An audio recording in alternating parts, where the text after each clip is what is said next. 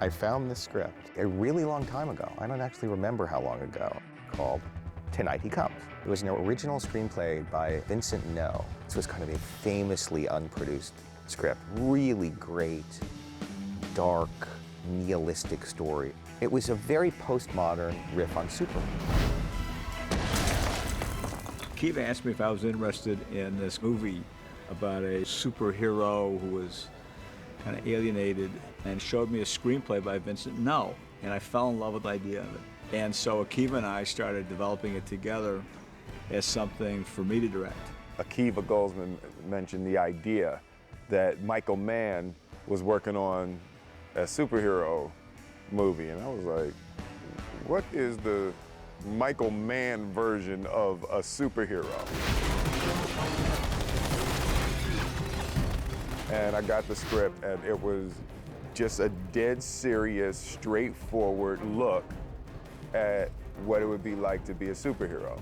I started actually imagining that I'm on stages shooting green screen and blue screen and all the visual effects, and I know that as a director I really react to real reality and real locations, and I really kind of feed off of that. And I said, you know what, I'm the wrong guy to be directing this, so then Akiva and I decided we would produce it together. The script was sent to Will and I, and a really unique, interesting character, really unique, interesting way to do a superhero movie. While we were making I Am Legend, Michael said, guys, I've got the director. Back to one, clock in, action! I thought Pete was great casting for this because he has an intuitive sense of energy and can be very improvisational in his choices. Let me see some pain now. It had everything to do with how special this film turned out to be because of his originality. I was certain that I wanted him to do this picture. Anytime you can have someone who is firing on all cylinders the way that Pete is, it can't help but be a perfect addition to a team. Seemed like in Success it could be really original, and then because Will Smith was attached, that certainly made it more appealing. Yeah, that'll do it. Will explores everything many different ways at the same time. Will Smith's got his head right all the time. He's got a saying, you know, he says, if you stay ready, you never have to get ready. And there's, I think, truth to that.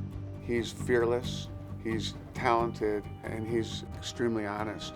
And those three elements come together and create a situation where he can play almost anything, and he's certainly willing to try.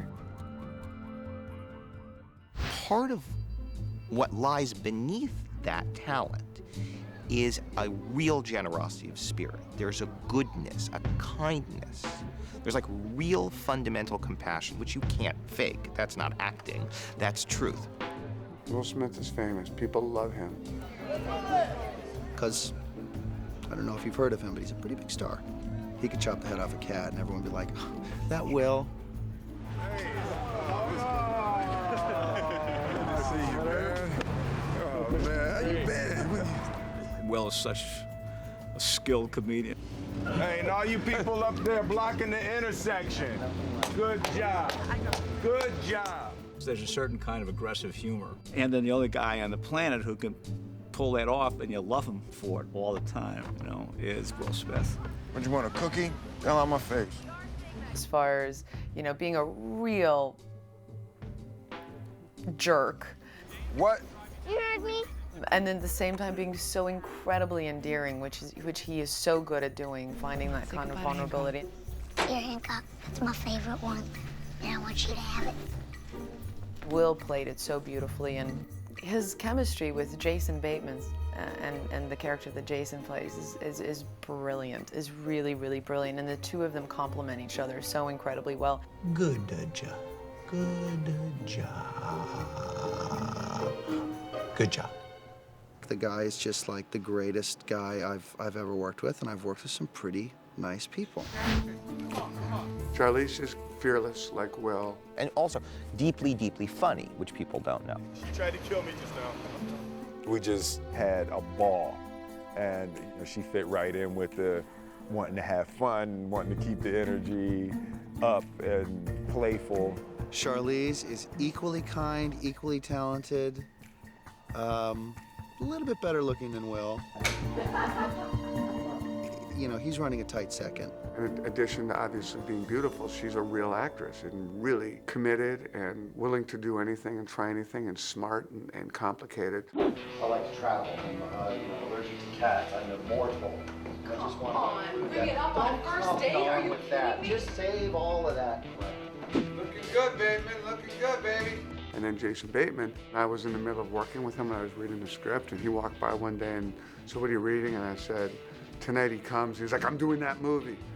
And I'm like, maybe I'm doing that movie too. And I said, is that right? He's like, all right, we're doing that movie together. And I said, okay.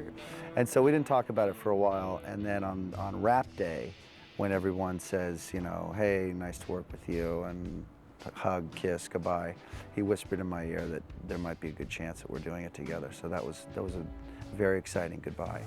And then a month or so later, I heard from him, and here I am. Lucky boy. Come here, we're gonna do great out there, and we're gonna fix everything. Do you know what I mean? I know what you mean, right? Jason's the total package, and you need that. Just as a guy in the audience, you're thinking, I would want to be friends with him. So you understand why Hancock would. I mean, he's genius. I think he's next as far as a leading man. Just his comedy, emotion, he's the truth. The three of them provided real quality acting for real drama and emotion. This felt like I was working with the absolute top of the top. Sol. I really was excited about the opportunity to try and create a new superhero. Whoa, hey. Hi. Not okay. Fundamentally, this is a construct that was given birth to by Vincent Ngo and then raised by Vincent Gilligan. I had experience with Vince Gilligan from television, and then we got Vince involved, and we started enlarging the frame of it. Life here can be difficult for me. After all, I'm the only one of my kind. The mission for me, as described to me by Akiva Goldsman and Michael Mann, was to make the character and the story a little more accessible, if you will. You deserve better from me. I can be better. I will be better. It's such a unique, bizarre, wonderful concept. What's great about being able to do it with a superhero is you can tell the story with mythological proportions, but the patterns and the ideas of the story fit over everyday life. You save people's lives, and they reject you, and so you reject them back. It's a vicious cycle, and we're gonna break it. We're gonna start afresh. That's fantastic. All of those doors kind of open to us, and then start to feel like we have something that has a mythic backstory that we can make in a really nice way, kind of ordinary in the present. And when you look at Hancock, who has totally separated himself from humanity and from the world and from people, that idea that there is only misery in that kind of separation. What kind of bastard must I have been that nobody was there to claim me? The mythological idea of the story is that we all have purpose. And if you're not living the purpose that you have, that there's only going to be misery. You have a calling. You're a hero, Hancock. You're gonna be miserable the rest of your life until you accept that. Well, what is a superhero? Is it just this thing that we just accept? We just go, oh, well, they're superheroes. There's certain kind of mythic figures that are in our culture that perpetuate, they're universal in the human experience. There were these super beings that we came to know as gods. Gods, angels, different cultures call us by different names. Now all of a sudden it's superhero. But they were these immortal beings who had powers far beyond us, and yet who had the same weaknesses and anger issues and depression that we all have. Hancock's tragically and painfully abandoned and has been drinking himself into this state that he is in when we first find him. There's this deep hurt underneath, and he really understands that he has to kind of address that hurt. People get to choose. And you chose to let me think I was here alone. Turns out that he is not the last of his kind. They are the last two of their kind.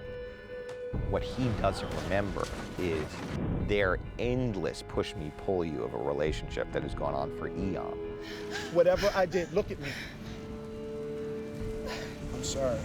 What causes that, you know, the mutual attraction and mutual movement apart from each other that inevitably has always happened and has been going on for years. I'm gonna do this all day. The oppositional force was the relationship. So we had to imbue the relationship with a dynamic that could stop Hancock. They can't connect with each other, because if they connect with each other physically and emotionally, they lose their powers, and that's why Hancock is our last superhero. He never did that with another god. You have to leave. You'll start getting your powers back and saving people before you know it. The tragedy in this story is that he does love her, but he also is driven to save lives and to protect humanity, and he needs to be a superhero to do it. First and foremost, it's about relationships and how hard they are to maintain. All those years, not knowing who I was, looking for something. Hancock's missing some huge part of his life, a big hole, and it was Mary. So that's you. I guess that's what you're saying. You're what I was looking for. And the tragedy is that when he's with Mary, when he spends enough time with Mary, that bond creates this issue of them losing their powers. The powers sort of ebb away, which she wants more than anything. Or living forever isn't all that it's cracked up to be. There's some real attributes to being part of the process of all other organic life on the planet and joining in that. I see the good in everybody, Ray. She's kind of relaxed over the millennia. I think she's come to realize over the many, many years that helping a few select people makes about as much sense as helping the masses. I thought it was really flawed and interesting, and I thought the story really kind of lent itself for us to have the opportunity to explore everything about the human condition.